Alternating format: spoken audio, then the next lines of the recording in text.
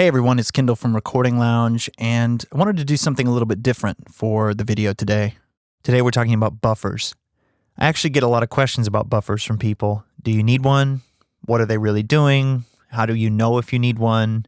Are they all equal? Are they all the same, built the same? Can a buffer hurt your tone, or is it always going to help? So I thought this one would be a good one to discuss. So first off, what is a buffer?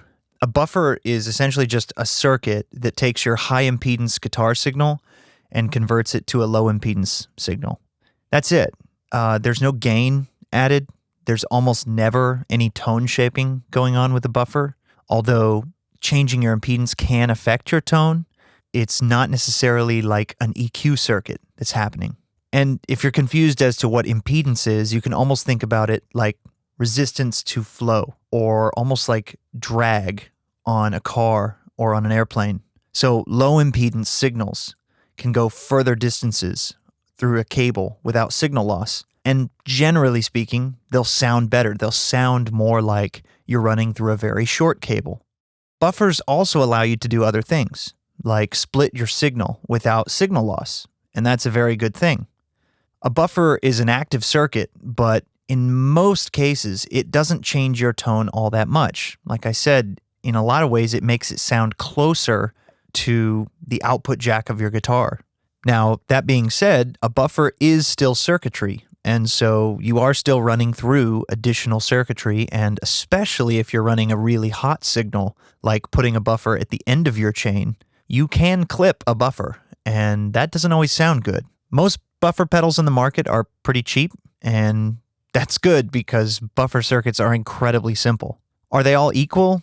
They all do the same job, and it's hard to say that one does it better than another. I think it's silly that people will spend all this extra money to get a Klon-style buffer or a Tube Screamer-style buffer. There's rarely bad buffers out there. There are some that have more headroom or less, depending on the voltage that is being used, but most of them do the job just fine. So why do you need a buffer? Well, the signal coming from your guitar is generally very small, very quiet, and generally very high impedance. Over the course of your guitar cable, your pedals, all the patch cables, and the cable from your pedal board to your amp, you will get a rise in capacitance and resistance, essentially meaning your tone will gradually get duller and darker and less clear. It's essentially like rolling off your tone knob at each new pedal or cable. And that's no good because by the end of a large pedal board or a long signal path, your signal could be really dull and terrible, and it won't sound like plugging straight into the amp. So a lot of times people think that buffers are changing the sound of your guitar, almost like a boost pedal or some sort of EQ, but actually they're retaining the sound of your guitar signal. And those are very different things. Just in case there are any skeptics out there, I thought I would do this experiment to prove my point. So what do capacitance and tone loss sound like exactly? Well, I'm going to show you. So here's a direct guitar signal plugged straight into the preamp, no amp, nothing, and I'm using a 1-foot guitar cable. Okay, so it's about as short as I could find to plug straight into the preamp.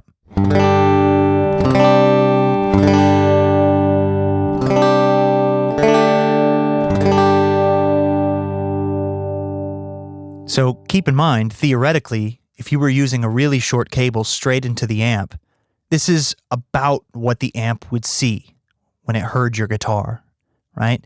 This is about as clean and pristine as you can get. Nothing in the signal path other than a foot of wire, basically. So what happens when you add a bunch of cable? Maybe you're using a 20 or 25-foot cable from your guitar to your pedals, maybe another one from the pedals to the amp. Maybe it's not even that long, but you're using a low-quality cable, which typically have higher capacitance. Maybe you've got 10 or 15 patch cables all running around your pedal board. And let's assume that nothing on your board has a buffer, and it's all true bypass, which is supposed to preserve all your tone, right? But even inside of the pedal, you might have another 6 inches of wire to go to and from the switch. So when you add that up, the 6 or 8 or 10-inch cables that go between all your pedals, plus all the wiring inside and outside, what I did was I connected together a bunch of guitar cables, and now what you're going to hear is the sound of that same guitar plugged into 80 feet of guitar cable. 80 feet. Check it out.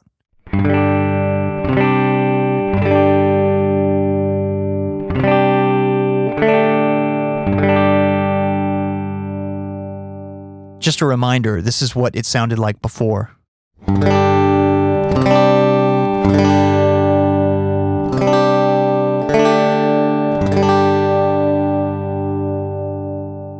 And here's with the 80 feet of cable again.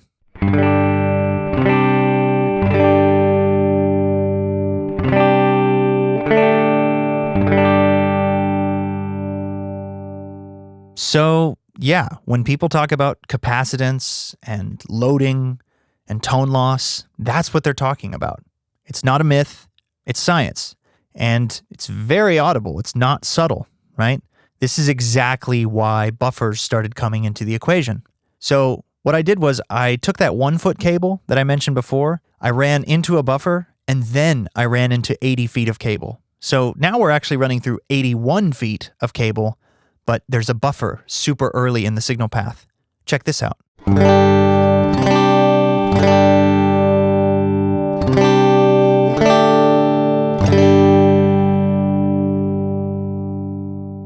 And just a reminder, this is what it sounded like going through only 1 foot of cable with no buffer.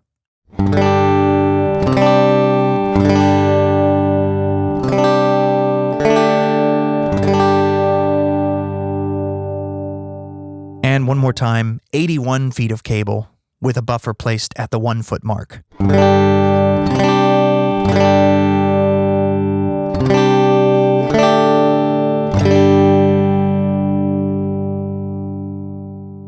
So I promise you, it's not snobbery, it's not golden ear propaganda, it really works. It does what it says it's going to do. It lowers the impedance of your signal so that it can survive a long cable run. And survive it does. It sounds basically indistinguishable from the original, which was about as close as I could get to the shortest possible signal path. So if you've ever wanted your guitar to sound like you're plugging straight into the amp, this is one of the best ways to do it. Now, some people like the sound of a lot of capacitance on their guitar cables. For example, the coily cable that Jimi Hendrix famously played. Those cables are much longer than they appear to be because they're all coiled up. And having that much wire creates a lot of capacitance, which rolls off your high frequencies. But if you're not into that and you want it to sound like plugging a 1 foot cable into your guitar amp, you probably should use a buffer. Buffers are generally placed pretty early in the signal path, if not first in the signal path, to keep your signal strong and low impedance. Again, it's almost like low drag. In the case of very large pedal boards or situations where the pedal board to amp cable is very long, a buffer at the end can also be helpful. But this buffer at the end of the chain really needs to be high headroom. And what that means is it probably needs to run at high voltage or have an internal charge pump so that the 9-volt input actually gets converted up to 18, 24, even 32 volts. Because by the end of your pedal board, you're sending a very hot signal to that buffer. And the buffer's not adding any gain, but that doesn't mean it can't be clipped by a really hot signal. Now, there's something that a lot of people don't understand about buffers, and that's that many, many pedals contain buffers in them. Sometimes they contain 2 buffers, one at the beginning of the circuit and one at the end. For example, virtually every Boss pedal ever made is a buffered bypass, not true bypass. That means the buffer's always on. It's always in play, even if the pedal is off. And that's fine. On some of the old Boss pedals from the 80s and 90s, those buffers can be a little bit noisy, but most new Boss pedals, the buffer circuit is actually really impressive, especially on the Waza Craft line. In many situations, the standalone boutique buffers are literally just copies of the Boss buffer. Other pedals like the Klon or the Tube Screamer, they also have buffers. And in fact, people claim this is a part of the secret to their tone. For a long time, people would say things like, oh, the Klon, it sounds good just running through it even when the pedal is off. And a lot of people thought that was golden ear nonsense, but it's actually true because the buffer in the Klon was always on. So it did help your tone, even when the pedal was off. Some Strymon pedals and a lot of modern digital pedals have switchable true bypass or buffered bypass options. You can check the manual for this. So for example, if you have a Strymon Big Sky at the end of your board, you can use that as an output buffer, and it is very high headroom. So here's another common question. What about all the hype about true bypass? Well, truth be told, true bypass is great, but you can't escape the rules of physics. Longer cables and longer cable runs and bigger pedal boards will add capacitance to your signal, and they'll degrade the top end of your signal. Again, now you might like the sound of that, but it is a degradation of some kind. So if you're using only true bypass pedals because you're convinced that I don't want it to be a part of my sound, I don't want to have anything in the chain, I want it to be all true bypass so it's not affecting my tone, ironically, it actually is affecting your tone. Because if you have no buffers whatsoever, you're going to lose all that top end and high frequency content. And at the end of your pedal chain, you're going to lose a lot of high frequencies. Now, if you're using a few buffered pedals like a Boss tuner, or you're using a tube screamer, or a Klon, or a Strymon pedal with the buffer turned on, then you probably don't need an additional buffer. If you're using a Boss tuner at the beginning of your chain and a Big Sky at the end, you're fine.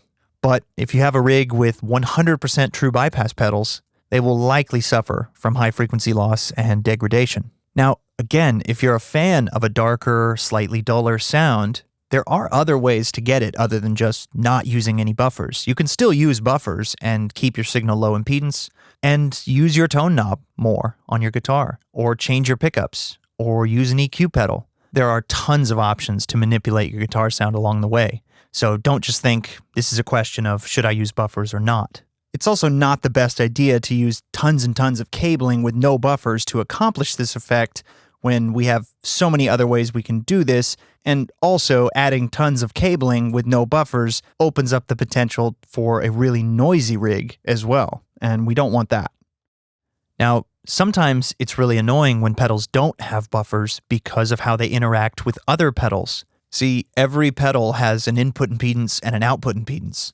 And most of the time, people try to design pedals where the input impedance is about 1 meg, which is the same as it is on a guitar amp. And that is fine and good if the previous pedal has an output impedance that is much, much, much lower than that. But sometimes it can be problematic when people don't put output buffers on their pedals, especially because it can interact with the output volume control or the tone knob or other things, and it can be really hard to dial in some of those pedals if they're interacting with the other pedals on your board in weird ways.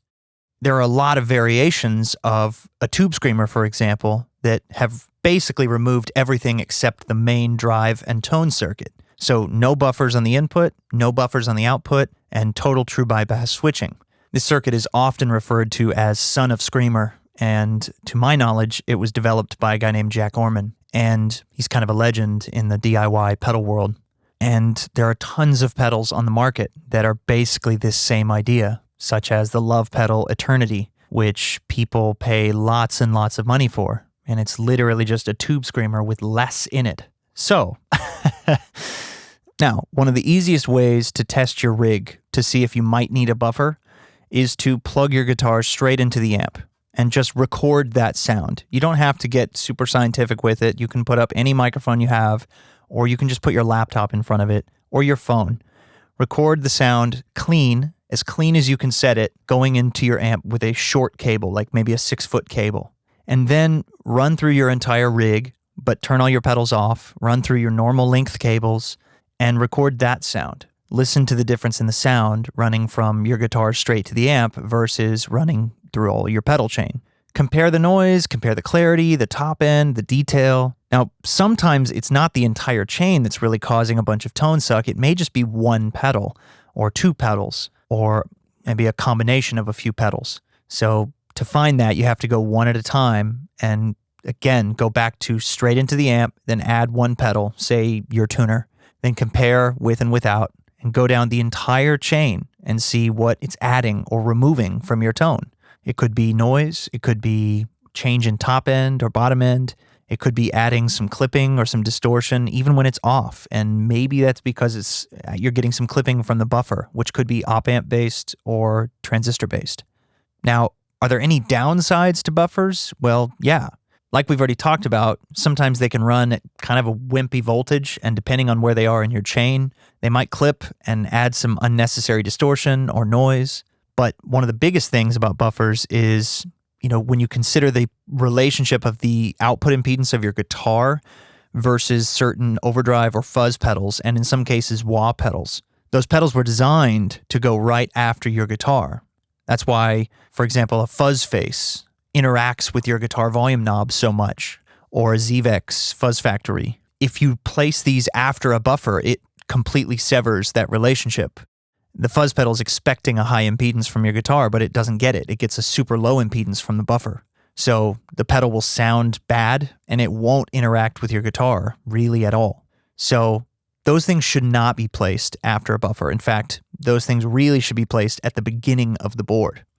Now, me personally, I just try to avoid placing those on a pedal board. And in fact, I have found other fuzz alternatives that work better on a pedal board, and I have free reign to kind of move them wherever they fit best in the chain. For example, 3 fuzz pedals that I love on pedal boards are the Dr. Scientist Frazz Dazzler, the Union Tube and Transistor Tour Bender, and the brand new Electro Harmonix Triangle Big Muff. Those pedals all are very friendly to pedal boards, and you can put them early or late in the chain, and it doesn't really matter. They still sound great, no matter where they are, and that's really handy. Now, if you have a big pedal board, arguably the best way to get the least amount of signal loss is to use a buffered true bypass looper, because a looper is a little bit different than a true bypass circuit on an individual pedal chain. Because if you run through one pedal and then 6 inches of cable, then another pedal, and then 6 inches of cable, and another pedal, you're still going in series. You're still adding up all of these little patch cables, and it can add up quick. But in a true bypass looper, it goes into the looper, and the signal path is very, very short to the output. If no pedals are engaged, the signal path could be a matter of inches from the input to the output. And only when you loop in a pedal will it break that signal path and go out to that pedal and back. And of course, many of these true bypass loopers do have a buffer in them, and that's a great way to get a buffer into your signal path. Another great way to get a buffer into your signal path that kind of is running double duty is to get something like the Snowball volume pedals that are active and buffered. So if you're like me, you like a volume pedal on your pedal board. I really love using volume pedals for swells and just as an easy way to mute, and those are my favorite ones. So they are buffered, which means that you get a buffer in your signal path, but it also means there's no tone suck, and the impedance is not messed with from turning that pedal down. So even at low volumes, your tone is still intact, and that's great. If you're using active pickups, you probably don't need a buffer, at least not early in your chain, because active pickups already are low impedance. So they don't always play nice going into another buffer, and they're really just unnecessary. So just pretend that the buffer is in the guitar already, because essentially it is. Now, you may want one at the end of your chain, but you may not need one. So in summary, in my opinion, you probably do need at least one buffer, whether that's an individual box or on a volume pedal or inside of another pedal. It will generally help your tone sound more like you're plugging straight into the amp with a short cable. Definitely be careful with fuzzes and drives and wah pedals. And again, when in doubt, a simpler signal path is best. For example, you don't need a buffer after every single pedal on your board, nor do you need a pedal board with all buffered pedals. In my opinion, a healthy mixture of buffered pedals and true bypass pedals is usually a great way to go. And again, don't get stressed out about who makes the best buffer or what buffer should I use, or is this buffer better than that buffer? Should I get a Klon style buffer?